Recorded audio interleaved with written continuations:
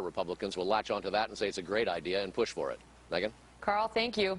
Joining me now, Donald Trump's campaign manager, Kellyanne Conway. Kellyanne, great to see you. Thank you, Megyn. Okay, so I have been on vacation, but what happened to Paul Manafort? Oh, I think Donald Trump thanked him for his service, and I echo that thanks, and then he accepted his resignation. Oh, what are you going to do differently, if anything, from the prior two campaign managers? So this actual position has been unfilled for a while, and I think Steve Bannon and I would like to do a few things together. One is just to make sure that all the folks in our states have exactly what they need: the resources, the data operation, the ground game, the structure, and to move forward. And I just had a call with all 50 of them. We had a call probably about an hour ago. All right, so you're getting the ground machine working, the campaign really in motion. That's right. And the other thing, and I think that Paul Manafort did a great job. He absolutely did, building the infrastructure. I think for Mr. Trump, it should be a pivot to substance, and that's what you saw last week. Everybody's saying pivot, pivot, pivot, and usually they mean stylistically. You have to be authentic. You have to be who you are, or voters figure it out right away. We see firsthand with Hillary Clinton what happens when you try to fake who you are, or you try to listen to pollsters tell you how to be and how to shift. So in his case, the pivot is on substance. Some people said that was the word on Manafort, that he was trying to tell Trump to behave differently than Trump, than Trump is. Trump is Trump. And he was trying to reel him in, and Trump didn't like that. Well, I think what he does like is winning, and you see these polls tightening, and part of that is really a direct product of last week. I think we had the best week ever on the campaign, and the reason is he gave 4 speeches, all on substance, law enforcement, taking the case to the communities of color, and really challenging Hillary Clinton and the Democrats. But when you say the polls are tightening, the Carl Cameron's reporting that he is behind in all of the national polls, 6 to 9 points right now, 6 to 9 points. The real clear average ballot tonight is about 5.5, but that's good. I like being the underdog. I think it lights a fire under a campaign to realize you have 77 days or so to get it done, what needs to be done. The other thing we're trying to do is really access and leverage the resources we have. There's a tremendous amount of talent in that campaign. I've gotten to know most and soon all of the folks who are there. These are hardworking, talented professionals who are not household names, who I don't think get enough credit. I'm really glad that I'm in the foxhole with them. And then it's also, I think, to challenge Hillary Clinton on substance. Megyn, the issue set very much benefits us. People don't want Obamacare. We don't even know what she's going to do with it. Well, before we get through a laundry list of issues, is that why Mr. Trump is dialing, he's postponing the immigration speech he was going to give this week so that, the media, the airtime can breathe a little this week with, let's face it, news that has not been good for Hillary Clinton at all? No, it hasn't. She's on track to have her worst week ever, and it's only Monday. So is that the reason? I mean, no. Is that a smart, is that a campaign tactic? No, it's not a campaign tactic. It's for a very simple reason. That's been on the schedule for a while. We inherited it. Immigration is a very complex issue, and to get the solutions right, to come out with your specific plan, should not be rushed. He is taking in the wisdom of many different counselors on this issue, and that included Saturday's meeting, which I attended. He's got a new Hispanic Advisory Council. But let me ask you this way: forget what he said or didn't say, or the BuzzFeed reporting and the Univision reporting. The question is whether is he still going to deport the 11 million illegal immigrants in this country? So this is what he has said.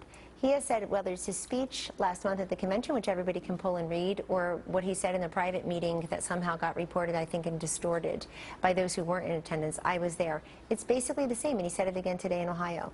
Megyn, what he's saying is, first, secure the borders and actually apply and enforce the law. And that sounds like, oh, enforce the law. Guess what? If we actually enforced our immigration laws, a lot of this would start to really change. Secondly, you have to deport those who have committed crimes.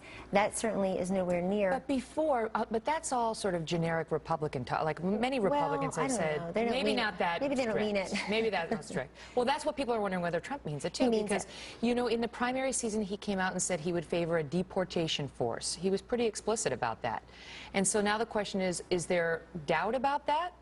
I think a deportation force is more the logistics. In other words, how do you achieve the goal of making sure that we are fair to everyone? I think too much of the conversation is always about what's fair to the illegal immigrants. What about what's fair to the American workers? So they are going to be deported. The 11 million are going to be deported. He has said, here's what he said about that. He will enforce the law, which will take care of a lot of that. He will deport those who have absolutely committed a crime, been convicted of a crime. He will make sure that American jobs are protected. He will absolutely build that wall. That provides wiggle room that wasn't there before. Let's just play the deportation force soundbite, because this is what he said during the primary season. Are you going to have a massive deportation force? You're going to have a deportation force, and you're going to do it humanely. They're going back where they came. If they came from a certain country, they're going to be brought back to that country. That's the way it's supposed to be. Now, they can come back, but they have to come back legally. Mr. Trump, you've called for a deportation force to remove the 11 million undocumented immigrants from the United States.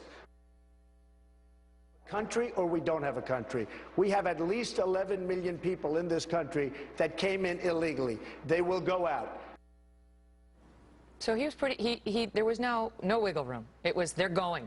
Well, he's not wiggling. Okay, so they're still going. He is deporting them. He wants to apply the law, and he wants to make sure that we have, I think the most important thing of what he has said and still says, and I'm very happy that you played the entire clip there, is that we need to do it humanely. He keeps saying that. He said it on Saturday. No, he's definitely said humanely from the beginning. Humanely, fairly, and effectively. But there's a question about today, and even today you're not being explicit, which is going to lead to more questions. When it comes to Donald Trump, everybody always sticks on one word. I mean, I know Hillary Clinton is boring to cover and she lies for a living, but he says to her, deportation force, and most of America thinks she lies, but I'm just one of them, deportation force.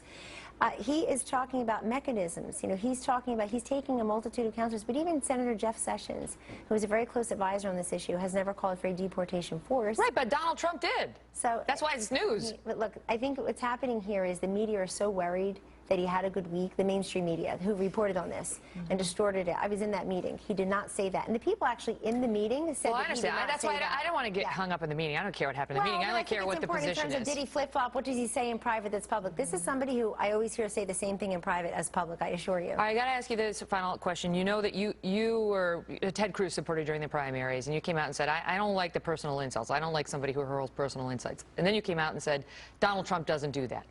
Now, you know that's not true. Well, what I was saying in the context of he doesn't do it without being attacked first. I mean, people forget that this man is attacked. Does that excuse it? Well, I mean, just today he called Mika Brzezinski neurotic, which is another term for basically mentally ill.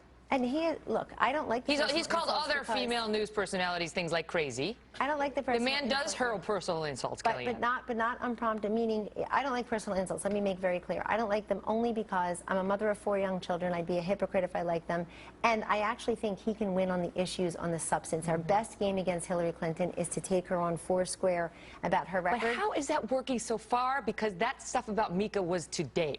So he felt like he was being attacked, and we have interns monitoring the programs, and he felt like he was told it was like a 3-hour screen. With all due respect to my friends over on MSNBC, that show has like 2 viewers. Why does he let himself get worked up over what? So she doesn't like him. Too bad. Who cares? Look, I'll tell you this, Megyn. If it's up to me, he's in a tennis match with Hillary Clinton. He's lobbying and shooting aces at her all day long. We don't pick a fight with the ref. We don't boo the crowd because we're absolutely back in Hillary Clinton's head. He's occupying seriously real estate in her head because you see the way they're reacting. They're trying to make this campaign about Donald Trump, and a lot of their friends in the media are trying to make this campaign about Donald Trump. But I appreciate anyone who's willing to remind us that there are actually 2 candidates in the race, and we should be covering both of them. And she is up next. So Donald Trump has moved on from the Upper West Side, from the parade of buildings on the Upper West Side of Manhattan to renting space in Hillary's head. Yes, I like it. We will talk about that tomorrow. Kellyanne, what a pleasure. Thank you for having me. Big fan of yours. Thank you for being here.